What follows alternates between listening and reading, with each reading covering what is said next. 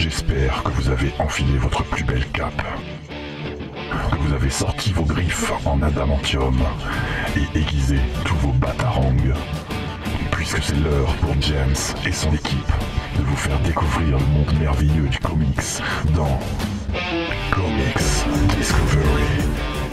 Salut à tous et bienvenue dans Comics Discovery dans ce 33e épisode de la saison 2.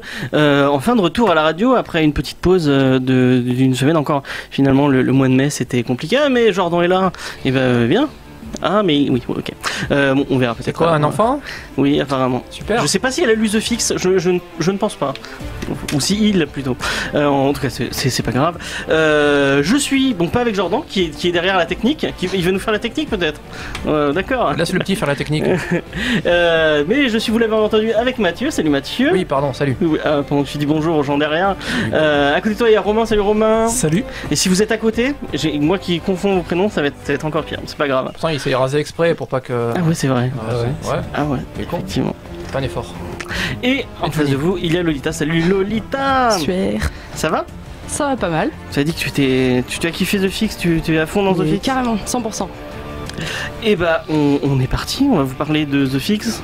Et après on va commencer par les news comme d'habitude. Allez, c'est parti.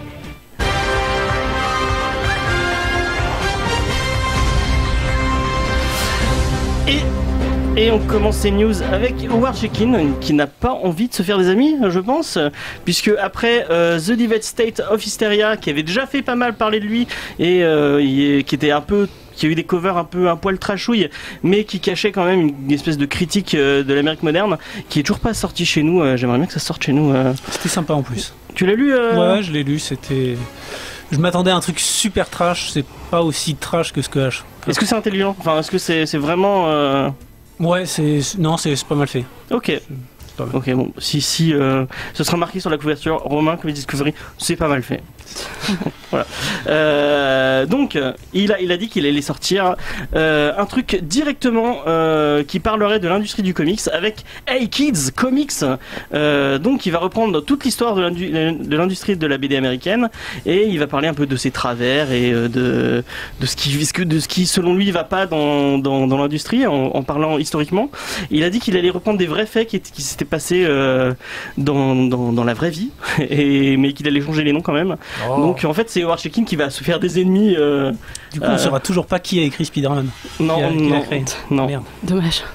Et c'est qui édite ça ? C'est Image. Ah, Ça sort chez Image en août, au début août chez Image. donc c'est les moins pires, c'est ça dans l'histoire. Ouais, voilà. Ou il y a à mon avis il y a dans les trucs de couloir de Image, il doit y avoir des trucs bien glauques aussi. Ah, les pauvres. Bah, tant qu'ils touchent pas à Kirkman et Mark Farlane, je pense que ça passe. Donc est-ce que ça vous Mathieu, est-ce que ça te tente un truc sur Ouais, si ça peut. Enfin, Chaykin, oui, c'est quand même pas n'importe qui dans l'industrie du comics. Ça fait quand même très très longtemps qu'il est là. Et puis, visiblement, c'est pas le mec qui va provoquer gratos. C'est vrai que ses couvertures c'est pour donner envie de lire quoi en fait. Bah, après bon, ça part au quart de tour sur plein de sujets en ce moment, sans forcément aller au fond. Donc ça aurait été bien que ça crée le débat plus qu'autre chose, ce qui n'a pas forcément été le cas. Mais je sais pas si c'est ça qui l'a motivé ou pas. Mais moi, je jette un œil curieux. Effectivement, ça pourrait permettre de faire sortir 2-3 débats du placard un peu, pourquoi pas, ouais, c'est la mode, ça marche pas mal en ce moment. Ok, Lolita, toi, est-ce que ça t'intéresserait un truc sur l'industrie du comics? Je sais pas si tu connais Chaykin un peu son travail. Alors moi c'est surtout le procédé du livre qui m'intéresse. C'est forcément quelque chose qui va se retrouver dans ma thèse, parce que j'ai une grosse partie justement qui parle de l'industrie des comics et je pense que ça va être un titre incontournable pour moi. Et ben c'est cool. Voilà. Et Romain, donc t'aimes bien Chaykin? Ouais, j'y jetterai un œil en tout cas. Ouais, bah moi aussi. En espérant que ça sorte en VF, on fait un petit appel à Urban ou à Glénat. Franchement, nous on veut du Chaykin en VF, ce serait cool. Et pendant que Mathieu est en train de sortir le comics qu'il doit à Jordan, on va passer à une autre news. Et J'ai ton comics, il est là. Pardon. On arrête s'il vous plaît. Non, Volvo. Donc la série de Lock and Key dont je vous avais déjà parlé, qui a été annulée malheureusement chez Hulu, va être reprise par le sauveur Netflix. Donc c'était une série qui ça fait déjà 2 fois qu'on essaie de faire une série Lock and Key. Ça fera 3, on s'en fout. Non mais j'espère Allez, que cette fois ça marchera. Donc le titre génialissime que moi je conseille vraiment. D'ailleurs il ressort en ce moment chez iComics et on en parlera dans quelques semaines. Le comics génial de Joe Hill et de je sais plus qui c'est au dessin.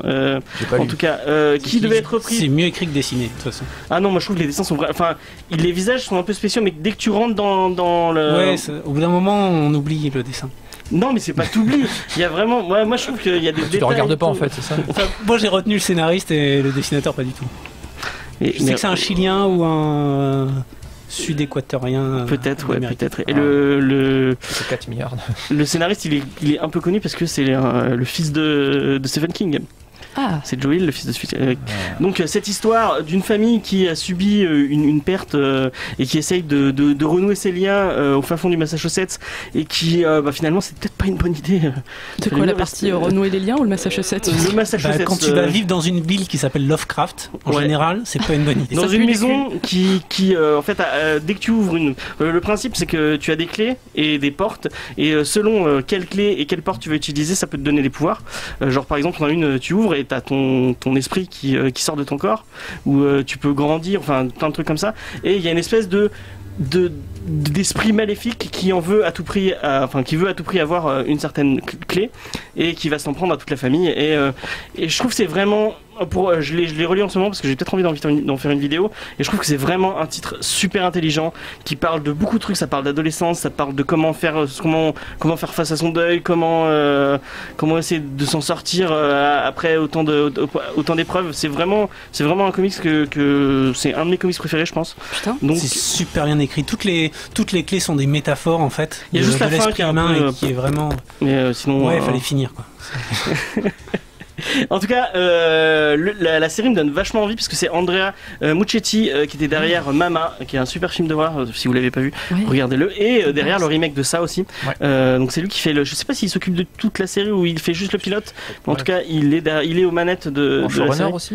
Je sais pas s'il est en showrunner. Parce Mais vu qu'après, que le projet est en train de reprendre, peut-être qu'ils vont changer un peu les équipes, je sais pas. ça fait envie, ouais. En plus, ça manque un petit peu, peut-être, dans le paysage audiovisuel des séries télé, d'avoir. J'ai pas lu, mais bon, vu comment t'en parles, ça a l'air quand même plus d'avoir un truc d'ambiance, d'épouvante. Ouais, c'est un peu Ouais, ça. horreur. Plutôt que de l'horreur gore avec des tripes au mur. Ah, Et, Ouais, effectivement. du coup, il n'a pas tant que ça, c'est plutôt une. bonne C'est très nouvelle. psychologique en fait, plus que vraiment horreur gore. Ouais, c'est bon.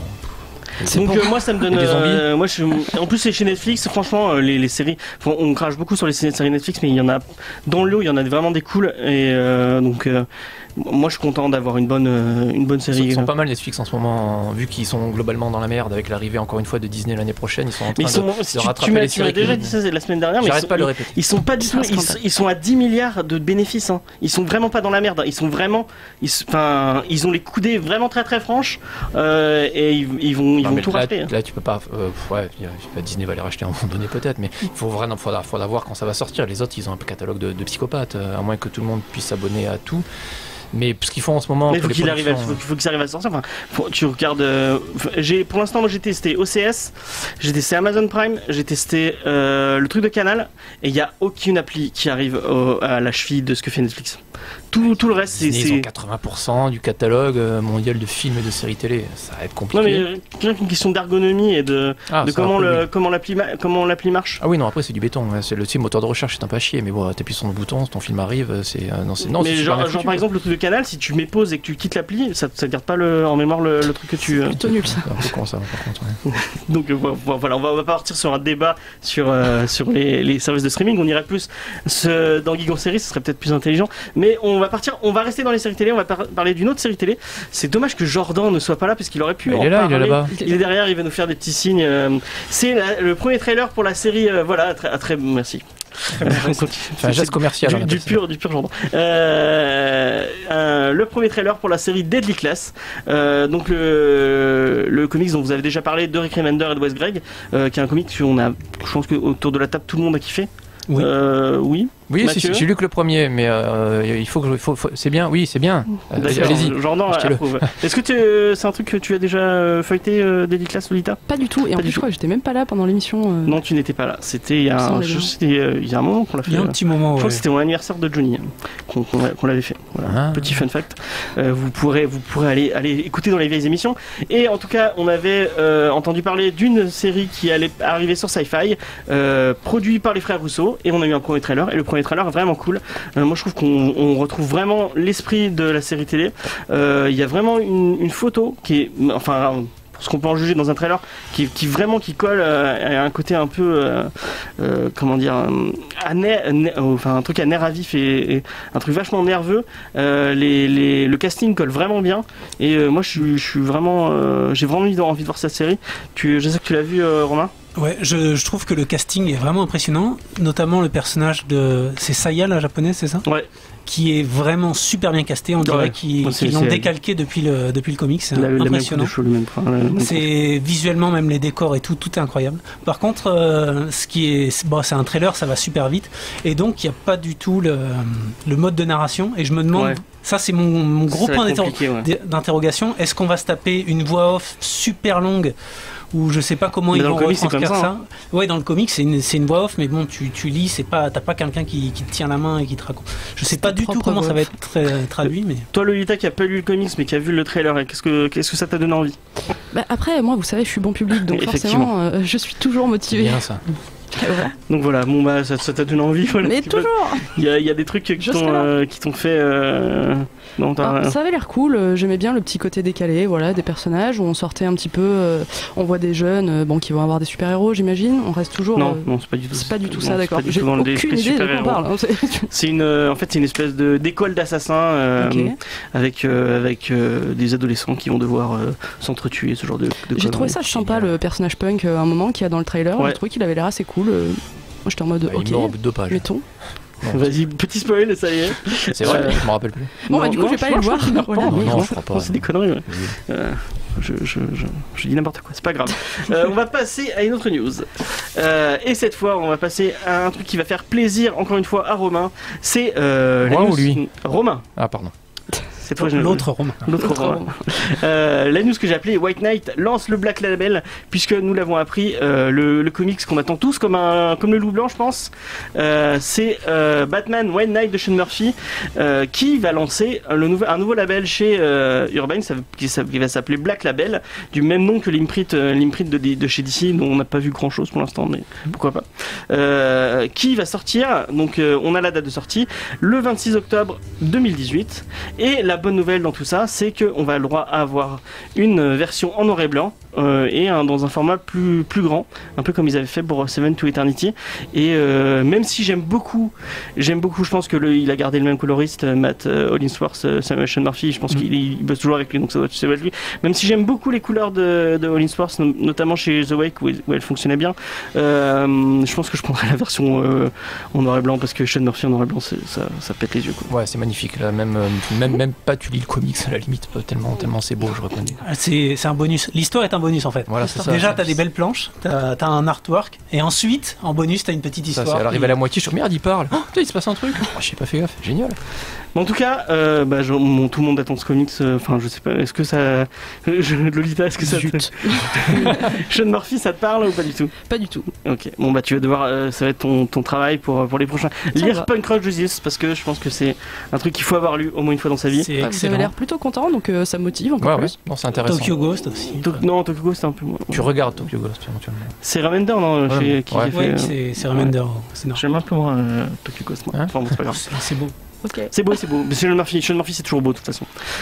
Donc voilà, c'est plutôt cool. On va passer à une autre news. On râlait la dernière fois sur Super Sons quand on parlait qu'on a fait l'émission dessus que la série avait été annulée malheureusement. Et elle va revenir.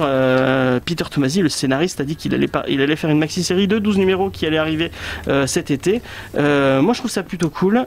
Malheureusement, on ne sait pas si Jorge Jiménez va revenir sur le titre, puisqu'en ce moment il est sur Justice League de Scott Snyder, mais en tout cas moi j'ai très envie de continuer à voir les aventures de Damian Wayne et de Jonathan Kent. Je sais que ça t'avait fait râler, Romain, le fait qu'ils avaient annulé la série du coup j'ai même pas acheté le premier tome parce que je me suis dit si la série est annulée ça sert à rien, et c'est vraiment la seule série Rebirth que j'ai pris plaisir à lire, donc j'étais un peu dégoûté. Et du coup le fait qu'il y ait une maxi série qui arrive, je vais me les prendre, voilà.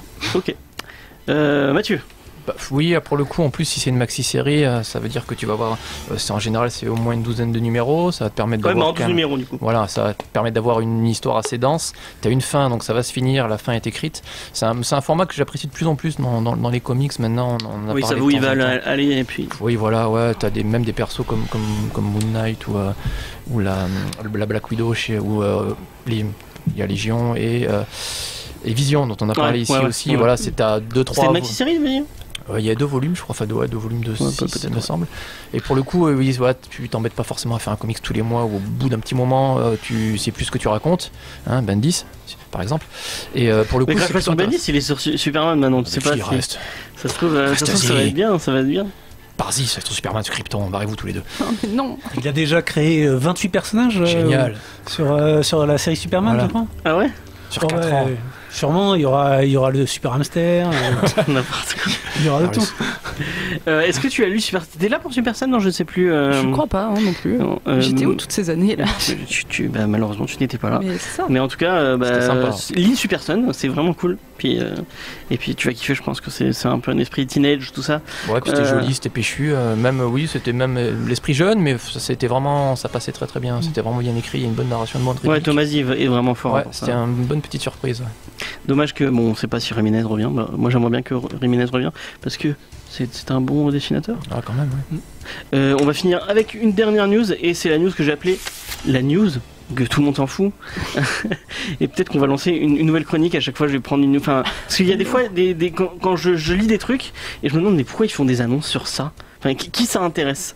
Et donc, du coup, je vais en parler à la radio. Il y a un public pour voir comme ça. Peut-être que j'aurai des commentaires qui me disent, ah mais non, moi ça m'intéresse.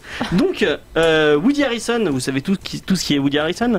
C'est Beckett. Voilà, c'est le monsieur qui fait actuellement c'est Born to Kill, qu'est-ce qu'il a fait d'autre? Les Blancs ça se passe sauter. Zombieland, effectivement. Donc c'est un acteur connu pour avoir un très... Voilà, les gens qui ont vu Austin Power comprendront. Donc, actuellement, il est en promo pour Solo, et il a répondu à certaines questions concernant son apparition dans Venom, le film. Oui, je vous le rappelle, il y a un film Venom qui sort en octobre. Tout le monde, les gens me regardent avec surprise. C'est bien l'info dont tout le monde s'en fout. C'est ça l'info? Non, c'est pas ça l'info. C'est encore pire, tu vois. Donc, il a répondu par rapport à ça. Il a dit que son rôle dans le film serait minime, mais par contre, son rôle serait très important dans le 2e opus. Donc allez, on envoie la musique, on passe à la suite. Ça veut dire que Sony qui sort un film, donc il n'y a aucune promo, la bande-annonce donne vraiment pas envie, et tout le monde avait l'air de dire que voilà, mais ils partent dans un truc en sachant pas du tout où ils vont, et ils ont déjà promis un 2e opus, et il y a des grosses rumeurs. Attention, c'est peut-être du spoil, du mini spoiler sur le personnage que va jouer Woody Harrelson. Selon des rumeurs de couloir, il jouerait Cletus Cassidy. Est-ce que les gens autour de la table ne connaissent ce personnage? Carnage. Voilà, ce serait Carnage. Mais pourquoi? Attends, j'aime beaucoup Venom, c'est un personnage que j'aime bien, mais pourquoi partir sur le pire de Venom? Le truc le plus chiant qu'il y a dans Venom, il faut qu'ils aillent dans ça, la multiplication des symbiotes et ce genre de trucs. Sony, ils ont fait Amazing Spider-Man. Maintenant, il faut qu'ils arrêtent. Prenez-leur les franchises à ces gens-là. Donc voilà. C'est dangereux. Après, ça énerve tout le monde sur le net. Est-ce que vous vous en foutez? On va faire un tour de la table. On commence par Lolita. Moi, je suis resté sur voler-leur travail. C'était bien. Salaud. Je suis oublié. Romain. Je m'en fous. D'accord. Mathieu. J'ai plus écouté. Oui. Et il sera dans Solo 2, c'est ça? Il sera peut-être dans ce. Bah non, ah non. J'ai fait spoiler. Attention. Tu me butes à chaque instant. Oui. Moi, j'aimerais bien un film sur Beckett. Je suis sûr qu'il a. Sur Beckett et Val. Ça serait cool. Ouais. Oui, la petite équipe du début du film, elle marchait pas mal. Ouais. Avec le. C'est quoi l'espèce extraterrestre? Je sais plus. Il était vachement cool. Ouais, il était cool. Je veux une peluche. Ouais, moi aussi. Je pense que pour résumer cette news, allez voir Solo. Oui, voilà. Ça résume très bien. On va finir, on va passer à la pause musicale. Et je nous ai mis un peu de Romeo Elvis. C'est drôle de question. Et puis on va vous parler de The Fix après. On revient juste après ça. Je suis Paul Renaud et vous écoutez Comics Discovery. Et c'était Roméo Elvis, drôle de question. Maintenant qu'on a dit au revoir à Jordan. Non, c'était pas Jordan, non. C'est lui, il a fait un petit coup dans le studio. Qui c'est qui a fait la review? C'est Mathieu. Moi oui. Donc, on va vous parler de The Fix qui est sorti chez Urban. Je crois qu'il a 10 € en plus en ce moment. Non, si je crois que c'est les premiers albums de chez Urban, normalement c'est 10 €. Ok. Il me semble. Petit malin. C'est cool. Hein. Donc, est-ce que tu veux nous parler de The Fix? The Fix, oui. Alors, The Fix Comics, bien sûr américain, qui a été édité en 2016 chez l'éditeur Image Comics, qui est donc le fameux 3e éditeur américain derrière Marvel et DC, notamment connu pour ses comics plus indépendants que super-héros. Là, on va parler du premier volume qui est sorti chez Urban en France le 18 mai, qui comporte les 4 premiers numéros américains. À l'heure actuelle, la série fait 12 numéros. Il y a pour l'instant pas de sollicitation pour une suite. J'ai pas vu d'infos si c'était la fin ou pas. J'ai l'impression qu'ils finissent un arc en fait. Je crois que ça continue. Hein. Et ouais, peut-être qu'ils font une pause de 2-3 mois peut-être et puis ils enchaînent la suite. Je sais pas. A priori, c'est pas fini. Donc, qui c'est qui est responsable de ce chose? C'est Nick Spencer qui est au scénario, qui a commencé sa carrière à la fin des années 2000, notamment connu pour Morning Glories en indépendant. Il a beaucoup bossé chez Marvel après, notamment chez du Avengers. Du Captain America, sur ça. Et ouais, du Avengers, du Ant-Man. C'est vraiment qu'on ait le jingle Paul Renault, mais il a bossé avec Nick Spencer sur la série Captain America. Ouais. Et effectivement, ces derniers temps, il était à la tête de 2 séries Captain America qui ont amené le gros crossover de l'année dernière chez Marvel, Secret Empire, qui a fait couler beaucoup d'encre aussi, parce que Captain America était méchant, il était à l'Hydra. Salaud. Bon, finalement, ça va mieux à la fin, mais bref. Mais apparemment, elle est pas mal cette série. Hein. Enfin, moi, je l'ai pas lu, mais il y a des gens qui en disaient du bien. Oui, bah, c'était peut-être. Alors, les crossovers Marvel, c'est quand même pas la gloire de ces derniers temps. Donc, les crossovers, c'est le gros blockbuster. On en a droit à un par an, et la plupart des super-héros se rassemblent pour se foutre. Non, mais sur Captain America, je veux dire. Ouais, et puis même sur Captain America. Moi, j'en ai lu un petit peu. C'était plutôt bien écrit. Après le passage obligé du crossover, j'ai pas lu, mais j'avoue que je suis assez curieux parce que c'est quand même un bon gars de ce que j'ai pu lire par ailleurs, notamment The Fix. On va en parler. Et donc, justement, au dessin, il y a Steve Lieber, qui lui a fait beaucoup de boulot à droite à gauche sur beaucoup d'éditeurs. Pas vraiment de run marquant. En France, on a pu le découvrir peut-être chez Valiant avec la mini-série Quantum et Woody Must Die. Ah oui, c'est là où je l'avais lu. Je me suis dit, ce nom me disait quelque chose. C'était plutôt fun d'ailleurs. Il a quand même gagné Monsieur Eisner Awards, donc les Oscars des comics pour la meilleure mini-série. C'était Without Melt, avec Greg Rucka. Ça me dit rien du tout. C'est Greg Rucka, donc c'est forcément bien. Voilà.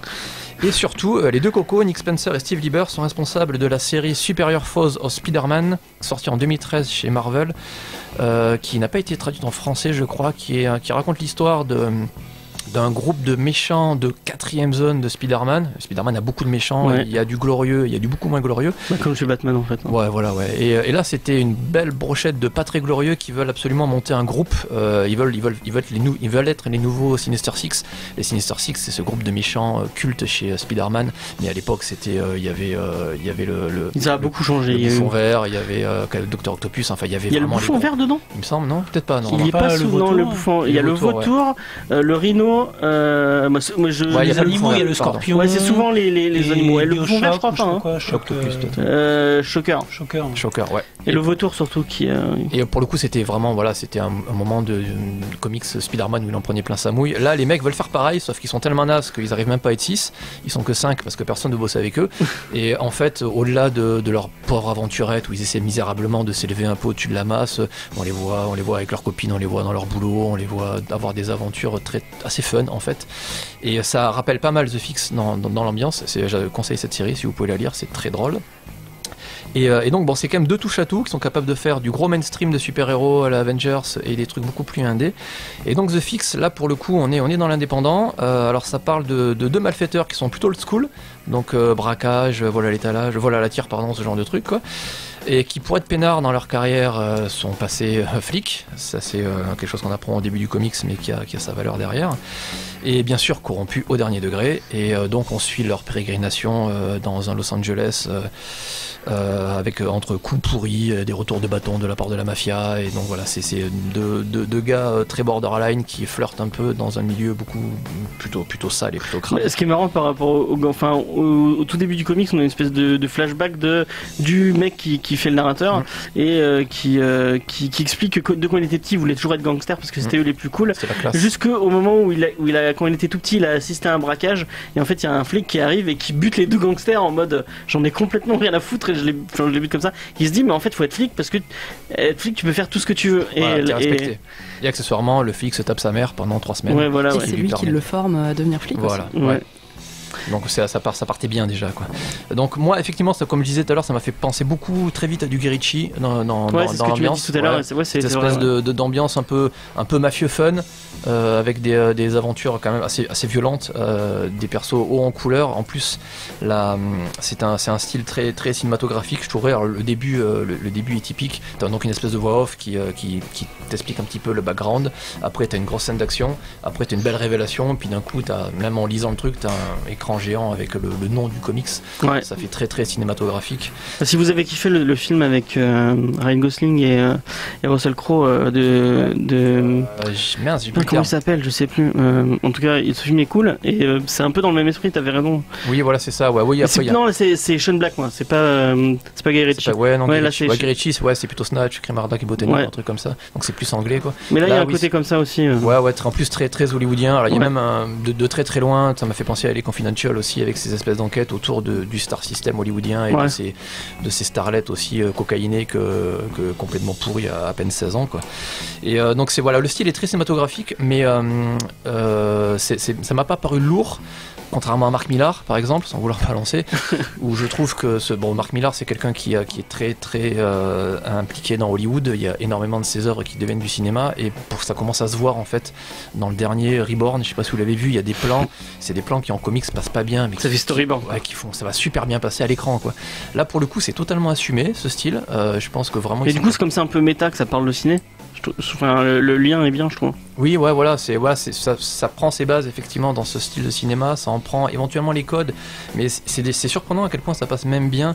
À chaque introduction de nouveaux personnages, tu vois le mec qui apparaît, tu sais pas qui c'est, et puis d'un coup tu vois 6 cases, où tu as 6 cases très vite, où il te présente le personnage, en général dans des situations qui parlent d'elles-mêmes, on va dire, que ça soit l'espèce d'assassin qui arrive en avion, ou le producteur qui... Le producteur qui est génial. Le producteur qui a des gros soucis, ça c'est plutôt Californication pour le coup, le producteur qui a quand même, il est pas tout seul ce monsieur. Et donc ça passe plutôt bien. Les persos sont peut-être un peu semi-clichés, entre le producteur encore une fois qui est azimuté, les bœufs carottes complètement pourris, la police des polices, la starlette insupportable, ce genre de choses. Le patron il est super cool. Le patron pour le coup c'est du Guy Ritchie, le patron de la mafia qui est capable de s'occuper de son gamin en disant que je vais vous couper les couilles les gars si vous continuez à faire des conneries. C'était plutôt fun. Mais c'est pas le patron de la mafia. Moi je parlais oui mais il est pas de la mafia, c'est un flic. Le gars que vous parlez, non? Celui qui torture les gens. Ouais, mais il est flic. Je suis pas persuadé, non? Si c'est le chef des. Moi je l'ai vu comme le chef des. Ouais, voilà, ouais. Moi je l'ai vu comme le patron de la pègre pour qui tout le monde travaille, même les flics, même les méchants. Ah ouais. Moi je l'ai vu. C'est moi qui ai pas compris alors. Désolé. Il me semble qu'il bosse dans un restaurant, non, à un moment donné, ou il bosse dans un restaurant. Il bosse où il veut, je crois. Il s'en fout. Il passe juste son temps à aller si c'est pas bio et si c'est pas des graines. Et pour le coup, c'est toute cette ambiance-là, peut-être un peu plus actualisée que du Guy Ritchie, parce qu'on parle effectivement de réseaux sociaux, de starification rapide de gamins, de crimes numériques aussi. Le début est très fun avec ça. Les mecs ils expliquent que maintenant le crime c'est par internet, c'est pas du tout intéressant. Ah oui, il dit que les braqueurs ils peuvent plus rien faire. Les braqueurs ils sont avec tous les réseaux sociaux, les caméras et compagnie, c'est devenu un métier compliqué. T'as presque pitié d'eux en fait au début, c'est les braves gars quoi. Même si le premier truc qu'ils font c'est braquer un hospice et tenter de voler le pognon à un pauvre vieux, le pauvre vieux qui est armé jusqu'aux dents. Et donc la narration avance super bien en plus, il y a vraiment un bon rythme, les histoires s'enchaînent bien, il y a un fil rouge, mais avec pas mal de choses qui se grèvent dessus, mais tu t'ennuies pas une seconde, t'as pas vraiment des coupures artificielles comme tu peux avoir dans les comics. Après moi il me manque peut-être le petit plus pour se sortir un peu de ce qui a pu être vu par avant dans ce genre-là, le petit coup de génie en plus. Comme je disais avant de venir, limite c'est presque le début est génial avec ces deux pauvres gars. Au début tu sais pas qu'ils sont flics, qui braquent des vieux, vieux, et ils arrivent au milieu du loto, ils sont scandalisés parce qu'en fait il y a personne pour les surveiller, les vieux. L'infirmière est en arrêt maladie, le médecin il sait pas où il est, et même eux ils sont outrés en disant putain mais les gars, personne ne surveille, mais c'est un scandale. Moi ce qui me fait surtout rire, c'est du coup ils font leur braquage et après ils reviennent pour enquêter sur le truc, et en fait le mec est revenu avec la même chemise à fleurs, et du coup son partenaire se fout de sa gueule en disant est-ce que le mec qui vous a braqué, il est grand comme mon collègue là à peu près, avec la même chemise à peu près dans les mêmes. Et... En plus, il se fout de la gueule le début est vraiment drôle. C'est vraiment drôle. Après c'est bien, mais ça reste dans le même style. Par contre, là où je serais intéressé clairement, c'est sur la longueur, parce que là ça peut être intéressant de voir cette galerie de personnages évoluer petit à petit, parce qu'effectivement tu en retrouves petit à petit. On sent bien que le mec il monte un microcosme intéressant. Et sur la longueur, même le producteur il revient souvent. Le producteur revient assez facilement, et puis tu sens qu'ils ont mis des persos que tu vas recroiser derrière. Même l'actrice qu'on croise un moment, à mon avis, elle va revenir. La Starlet, ça va être compliqué. Hein. Ouais, parce qu'elle est si tu te rappelles de la fin, ça va être compliqué. Ah merde, non. Je me souviens plus. S'il y a un médecin dans la salle à ce moment-là, ça va être compliqué. Médecin quoi. Ah oui, là ça il faut essayer. Merde, je sais plus. Il faut un mec qui impose les mains là, parce que je l'ai lu en diagonale. Ça suffira pas. Clairement. Du coup bien cool. Ça, j'ai pas non plus lu énormément de trucs comme ça en comics. C'est fun, c'est bien écrit, c'est assez frais. Même si ça se lit vite en plus. Ouais, ça se lit bien. Il y a que 4 numéros, mais c'est le même format que les TP US, donc et puis 10 €, ça passe plutôt cool. Ouais. Si on aime ce genre d'ambiance, vraiment les yeux fermés, j'ai bien aimé. Et encore une fois, je suis vraiment curieux de voir la suite. Il manque peut-être un petit plus pour caractériser le truc et pour vraiment te régaler à fond les balles. Romain, t'avais pas trop parlé. Moi je suis tout à fait d'accord avec ce que dit Mathieu. C'est un super, c'est un bon comics. Non, c'est bien. C'est un espèce de mi-Vice, mais aujourd'hui. C'est exactement ce que j'avais dit. C'est l'esthétique, les deux mecs avec la chemise à fleurs, etc. C'est typiquement. Faye la même analogie. Ça se voit de toute façon. C'est plein de personnages repris de séries, de trucs comme ça. D'où le fait peut-être qu'il n'y ait pas cette touche super originale qui en fait un comics d'exception. C'est un bon comics. Après on passe un super bon moment. Les histoires annexes, finalement tu te laisses prendre vachement facilement. De l'histoire avec la Starlet, machin. Au début, je me dis, mais qu'est-ce qu'il fait là? Il est pas censé faire un truc. Et puis au final, non, ça se passe super bien. Ouais, tout est lié en plus. T'as un bon fil rouge. Tu reviens sur l'histoire principale. La narration est assez efficace. Et puis la galerie de personnages, c'est pour moi la grosse force du comics. Ouais. Le chien surtout, c'est ça. Tous les chiens. Le chien, le producteur aussi qui est super. Et c'est pas poussif. C'est pas. Ouais, l'humour c'est pas gras, c'est pas Jimmy Bastard. Spoiler. On est censé en parler la semaine prochaine. Je crois qu'on va changer. Là. Non, mais c'est vrai qu'il y a 2-3 scènes où vraiment, pour le coup, j'ai éclaté de rire. Et mine de rien, je me suis dit que c'était. M'arrive pas tous les jours d'éclater de rire sur en lisant un comics. Ouais, voilà. Il y a vraiment. C'est assez rare. Il y a des réflexions super bien senties, super bien placées. J'ai lu en VF, donc pour le coup bien traduit les gars, bravo. Ouais. Mais il y a des punchlines qui fonctionnent bien. Même au cinéma, des fois, je me suis dit putain, en fait, mais même longtemps que j'ai pas vu des trucs aussi fun, aussi noches. Du coup, bonne surprise, vraiment. Lolita. Alors du coup moi ça m'a vraiment fait penser à une ambiance GTA Vice City, ça m'a fait penser à Hotline Miami. D'ailleurs quand tu me demandais que choisir comme musique direct, rapport Hotline Miami, Carpenter Brut, tout ça, c'est pas con, j'y avais pas pensé. Voilà. Après j'ai beaucoup aimé l'ambiance. C'est plus bon comme ça. Ouais, mais tu vois, le côté violent, c'est quand même vachement bien. On le retrouve vachement dans ce comics. Enfin, et puis l'ambiance visuelle aussi. Enfin, je sais pas, c'est tout ce style années 80, flic pourri. Enfin. Mais c'est la colo qui fait ça. Il y a des aplats un peu de colo très. Ça fait Los Angeles avec old school, ouais. Enfin, je sais pas. J'ai trouvé que c'était bien rythmé. Voilà, je me suis pas ennuyée une seule seconde. Je l'ai lu super vite. J'ai adoré. Je me suis bien marrée. J'ai trouvé que la voix off que faisait le perso principal là, dans les petits carrés jaunes, c'était super bien. Enfin, genre c'est ça qui me faisait le plus rire, plus que les actions au final, c'était la manière dont il nous présentait le truc quoi. Oui, parce qu'il est vachement cynique par rapport à ce qu'il il a ce qui se passe et puis ce qu'il pense, ce qui se passe. Effectivement, des fois c'est bonjour monsieur et puis en encore jaune, c'est ça. Putain de gros con, j'espère que tu vas crever dans plein de temps. C'est comme Deadpool mais bien fait. Presque. Tu veux qu'on parle de Deadpool 2? On va se faire des ennemis. Donc, merde, on aurait pratiquement fait le tour alors que. Non, on peut parler du dessineux 5 minutes. On n'a pas parlé du chien et ça, c'est important, ok? C'est pas grave. Parce que le chien, en plus, il est teasé tout le long. À 100% et genre au final, tu finis le tome 1 et t'es en mode qu'est-ce qui se passe avec ce putain de chien? Je veux voir des trucs. Tu l'as en cover du chapitre 2 directement. Mais oui. Et il y a marqué justement. Il le vend super bien. Oui, il le dit au début. Vous allez la voir, le chien. Nanana. Moi, ça m'avait fait monter la sauce. Et surtout, moi, je me disais putain, à un moment, il nous parle de l'actrice qui a fait une série là où elle était avec un chien qui parle. Donc moi, je me suis dit putain, il va peut-être avoir le chien qui parle et tout, qui va devenir flic avec eux, ça va être génial et tout. Et au final, je ne sais toujours pas qu'est-ce qu'il va faire de plus. Tome 2. Et puis visuellement, il y a des tas de petites ambiances vachement sympas. J'adore les petits flashbacks où il y a du dessin comme dans les présentations de Fallout. Tu sais, les petits trucs, il faut pas toucher au bouton nucléaire, tout ça. Et avec le dessin ultra simple. Et je trouve ça vraiment très efficace. Tous les petits flashbacks, c'est vraiment sympa. Ça fait vraiment style de film des années 50 sur Billy ne doit pas traverser en fermant les yeux l'autoroute et tout ça. Mais c'est vrai que où on parle, enfin c'est un truc, c'est actuel puisque ça parle de réseaux sociaux, ça parle. Mais il y avait un côté très, on très disait Miami Vice. C'est assez intemporel en fait. Ils sont arrivés à t'as pas, ils en parlent forcément, mais t'as pas la dernière high tech ou le dernier smartphone ou compagnie. On parle quand même d'Instagram, de quelques bricoles qui sont des trucs qu'on connaît bien. Ouais, mais dans l'image, tu vois, c'est vachement en décalage. C'est complètement il est bien arrivé à décalage. marier effectivement un peu toutes les ambiances. Alors c'est peut-être ça effectivement. Ouais, comme disait Romain, qui manque le petit peps, c'est que c'est vraiment pour l'instant un énorme amalgame de plein de références. Effectivement, il y en a plein que vous avez dit que j'avais pas forcément percuté, mais qui sont presque évidentes. Et du coup, encore une fois, l'intérêt ça va être sur la longueur, là où vraiment il va se démarquer des autres trucs, où il pourra peut-être sans doute, je suis même sûr, parce que c'est de bons gars, les dessinateurs et le scénariste, trouver sa propre voie. Et puis, je viens de me souvenir du titre du truc de Sean Black, c'est Nice Guys. Nice Guys, ouais. Désolé.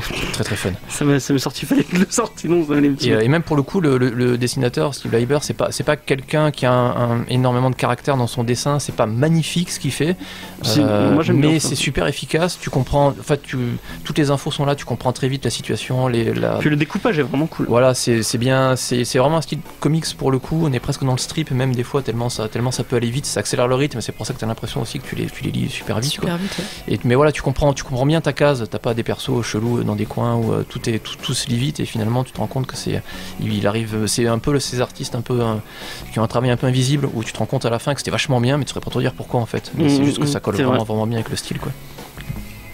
J'aime bien. Mais j'ai l'impression que c'est un peu un coup de cœur de de toute l'équipe. Pourtant, moi j'aime beaucoup les deux, encore une fois, parce que Super Heroes Falls Spider-Man était une bonne surprise, et donc j'y suis allé en me disant demi en reculant, parce que j'étais vraiment surpris.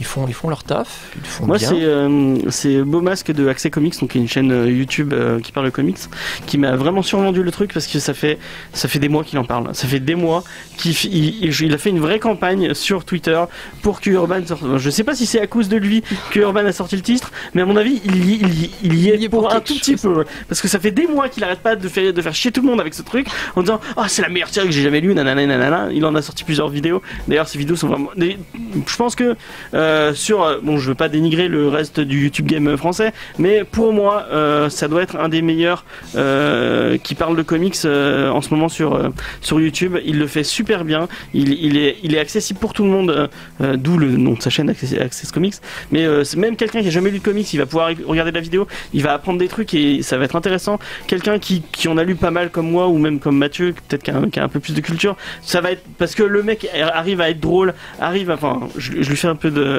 pub parce que vraiment je le mettrai en lien dans la description de sa chaîne, elle est vraiment cool. Mais on l'invite là. Il est un peu loin je crois, donc j'aimerais bien, mais il est un peu loin. Donc en tout cas moi j'ai jeté un œil aux comics à cause de lui, et c'est vraiment mon coup de cœur.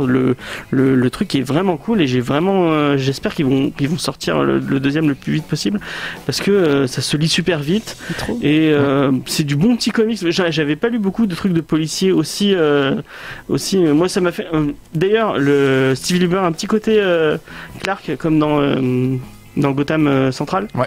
Il y a un petit côté comme Clark. Ça ouais, c'est des dessins un peu presque strip en fait, voilà. Ouais. C'est pas du McFarlane ou du Jim Lee et des splash pages. Ouais, il y a pas plein de détails de partout, mais il y a juste exactement ce qu'il faut. Ça fait exactement le taf, ouais.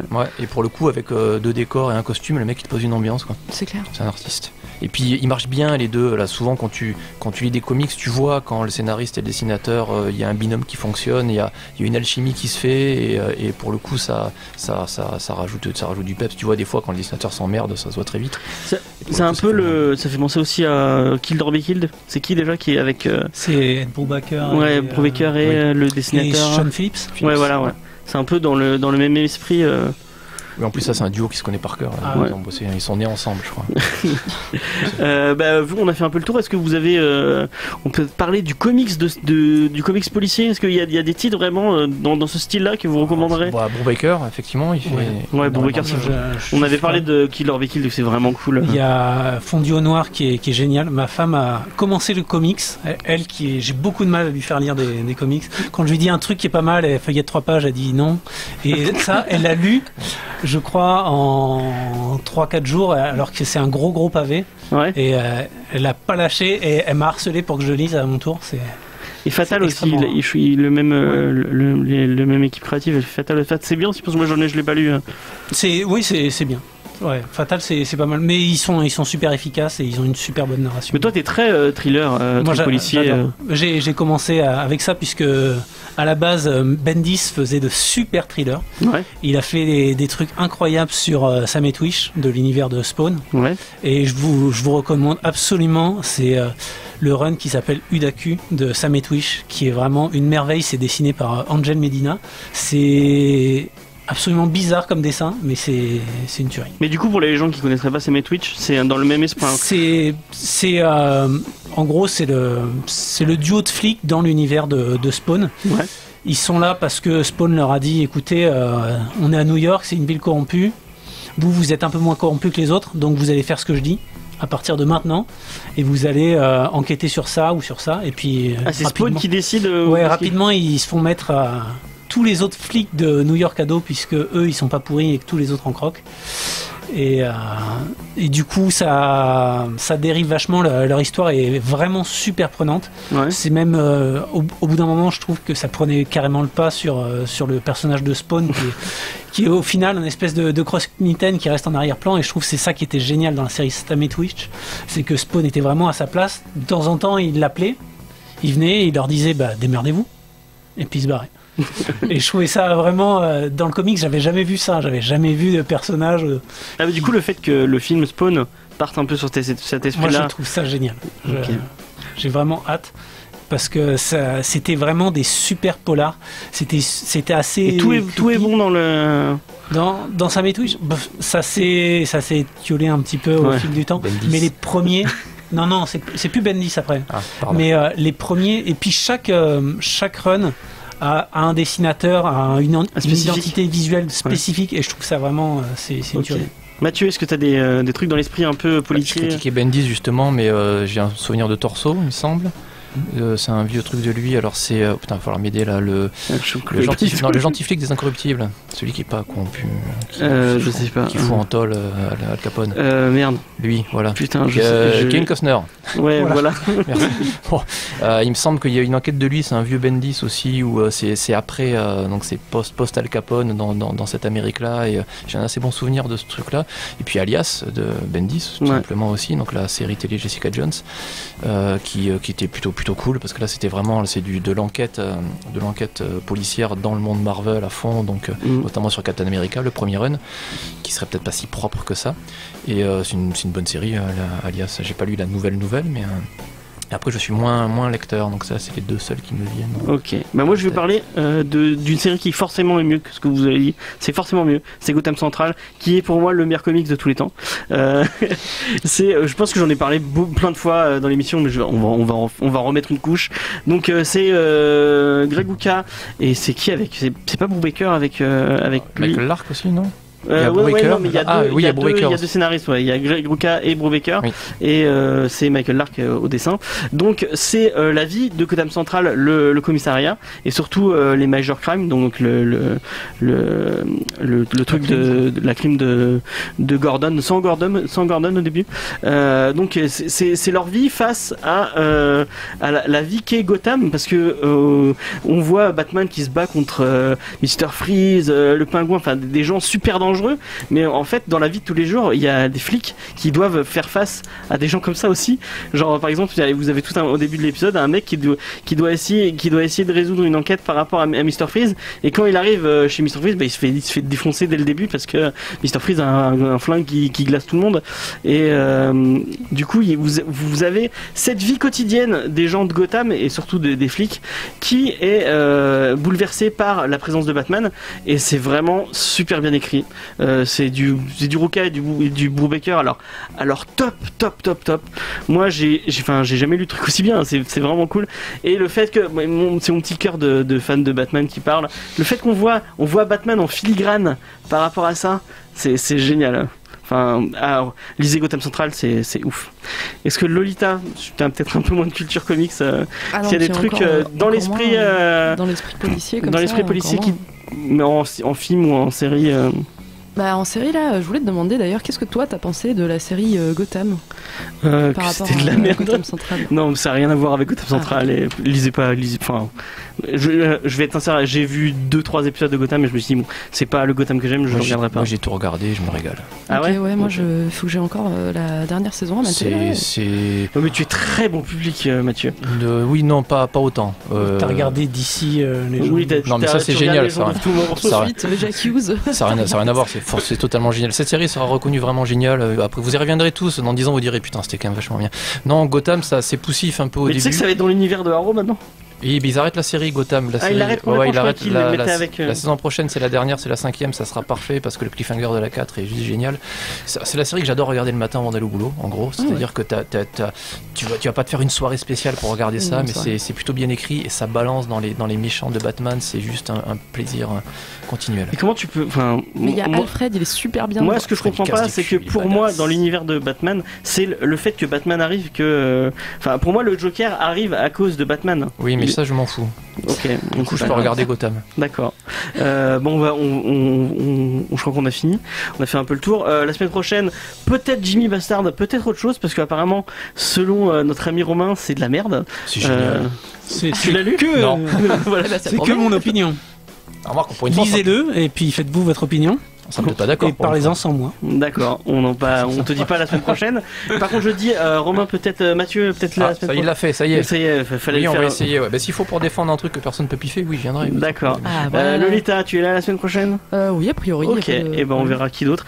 Comme vous voyez, on galère un peu à trouver des gens pour. Enfin, on galère pas vraiment. Mais si vous. Puis nous, on est relous aussi, c'est ça. Si vous aimez les comics, vous êtes sur Montpellier, franchement, mais vous avez envie de parler dans un micro, envoyez-nous un mail. Allez sur le site internet, vous avez une fiche de contact pour nous.